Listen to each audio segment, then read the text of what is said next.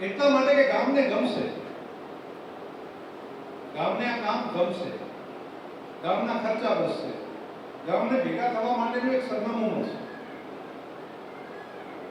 ભજન સત્સંગ કરતા હોય તો એ થશે, અહીંયા સારા ભલા કોઈ પ્રસંગ હશે તો એ અહીંયા આગળ ગામની અંદર થશે.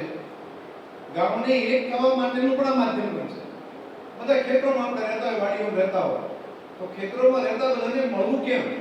ગામમાં પહેલા મકાન હતા, ધીમે ધીમે તો આપણે બધા ખેતરો મોટા ભાગે રહી ગયા. તો ભેગા થવા માટેનું સરનામું તો હોય ને, તો એક મંદિર હોય છે, બીજી મંડળી હોય છે, પણ સામૂહિક રીતે બધાને મળવું હોય તો આ એક સરનામું મળી ગયું. આ બહુ સારું કામ કર્યું અને આ કામને અનેક લોકોને સ્વીકારશે.